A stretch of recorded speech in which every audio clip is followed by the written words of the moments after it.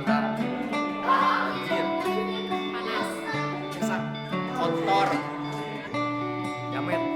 Banjir. Macet. Banjir. Banyak pabrik. Pabrik. Macet. Banjir. Pabrik. Kota sejuta cerita. Pabrik pencelup kayu. Tidak tahu. Tidak tahu. Tidak tahu. Saya tidak tahu. Memang. Tidak tahu. Tidak tahu. Memang tidak tahu. Memang tidak tahu. Tidak tahu. Tidak tahu. Tidak tahu. Gak tahu. Tidak tahu. Pabrik tekstil.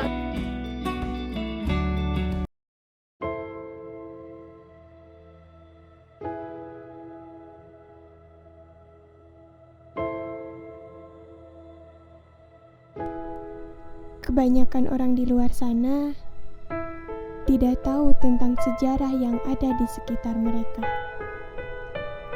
Dengan berkembangnya zaman, membuat sejarah dan budaya hampir terlupakan. Majalaya yang sekarang mungkin terkenal dengan banjir, banyaknya pabrik, limbah, dan macet, ternyata pada zaman dulu memiliki sejarah yang tak patut untuk kita lupakan.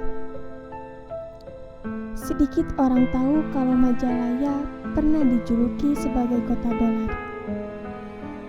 Karena kemajuan perekonomiannya pada tahun 1960-an.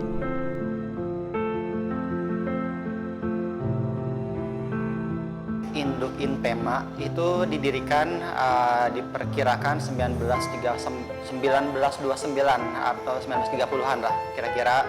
Ketika tahun 1927 itu pemerintah kolonial pada saat itu memperkenalkan alat tenun tekstil. Kemudian 1929 itu dibangun pabrik-pabrik berskala besar di daerah Majalaya. Seperti itu. Sejarah didirikannya Inpema itu dari 1927 ketika ada pameran yang dilaksanakan oleh pemerintah kolonial pada saat itu yang berujung pada didirikannya pabrik-pabrik di Majalaya. Ya. Sejarah kenapa Majalaya dikenal sebagai kota dolar. Sebenarnya julukan untuk Majalaya itu banyak ya, ada kota dolar, ada kota industri, kemudian banyak lagi lah. Cuma yang kita kenal sampai hari ini sih kota dolar. Nah, bagaimana Majalaya bisa sampai disebut sebagai kota dolar? Itu perjalanannya panjang sekali.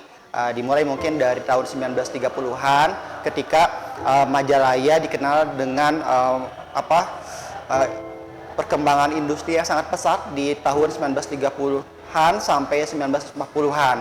Di mana pada saat itu banyak investor-investor yang tertarik untuk menanamkan sahamnya di Majalaya. Nah, kemudian walaupun ada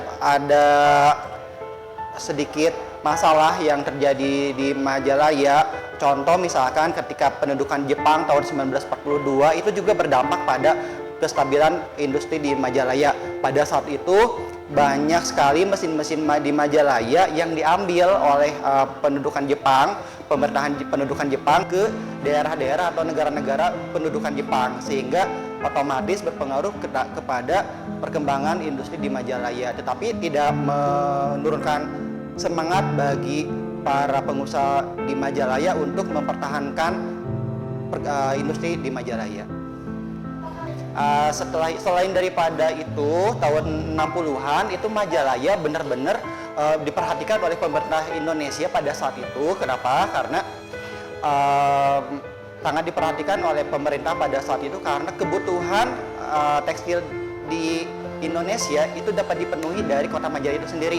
40% kebutuhan ekspor tekstil di kain di Indonesia itu dapat diperoleh dari Majalaya, sehingga sangat jelas perputaran roda ekonomi atau perputaran uang asing di Majalaya sangat tinggi. Oleh karena itu tidak heran kalau misalkan Majalaya disebut kota dolar.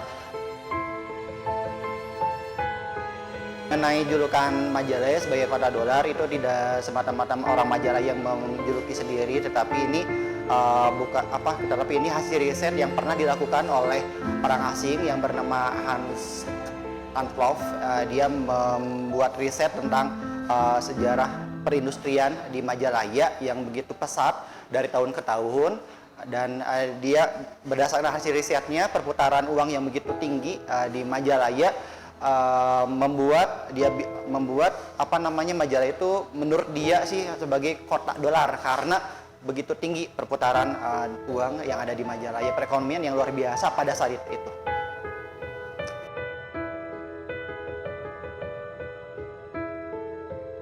Kalau misalkan kita bicara mengenai kejatuhan Inpema, sebenarnya tidak sangat berpengaruh dari kondisi pemerintahan ekonomi pada saat itu. Contoh misalkan gini, ketika tahun 60-an Majalaya sangat berjaya, tetapi tahun 67 itu berdampak ketika pada saat itu terjadi G30 SPKI ya di Indonesia pada umumnya. Itu berpengaruh terhadap roda perekonomian industri di Majalaya itu sendiri. Dampaknya apa? Dampaknya banyak karena keamanan, banyak investor-investor yang menarik keluar dari Majalaya, dan kemudian banyak yang menjual aset-aset. Contoh misalkan pengusaha-pengusaha lokal yang menjual aset-asetnya ke luar, ada yang ke Cina, ke India, atau ke Korea. Cuma yang paling besar menanamkan sahamnya atau yang punya di Majalaya itu orang-orang Cina, seperti itu. Sehingga perindustrian tekstil di Majalaya itu berkurang itu tahun 67, belum lagi tahun 70-an, tahun 80-an itu kebutuhan tekstil kita memang menurun karena berdirinya kota-kota industri lain selain di Majalaya, sehingga satu lagi pengusaha-pengusaha lokal itu belum bisa bertahan, belum bisa bersaing dengan pengusaha-pengusaha asing.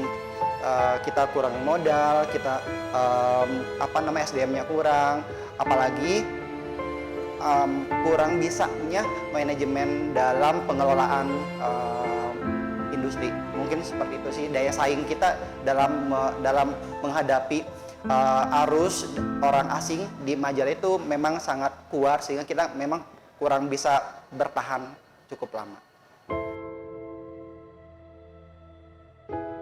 Kalau yang mendirikan gedung belum ada catatan yang pasti, ini jelas orang Belanda ya, karena pada saat itu di Majalaya itu pemerintahan kolonial. Cuma kalau yang berpengaruh pasti, yang berjasa terhadap industri di Majalaya, kita harus tidak boleh mengelupakan yang namanya Bapak Onjo Argadinata. Gitu. Kemudian nanti ada juga para pengusaha lokal lagi yang banyak berkontribusi dalam usaha memajukan Majalaya sebagai kota industri.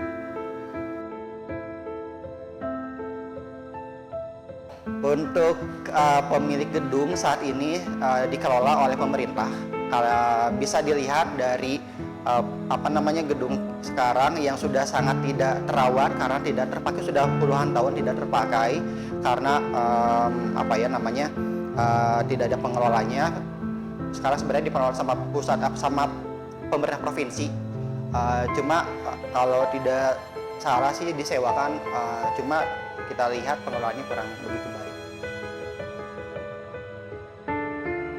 Kesan yang tersirat kalau misalkan kita mendengar gedung Inpema, yang pertama saksi sejarah tentunya, kita nggak boleh melupakan sejarah.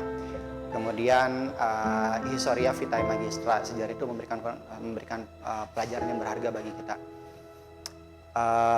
Gedung Inpema itu saksi bisu betapa pentingnya Majalaya sebagai kota industri yang berkontribusi terhadap kemajuan negara di Indonesia.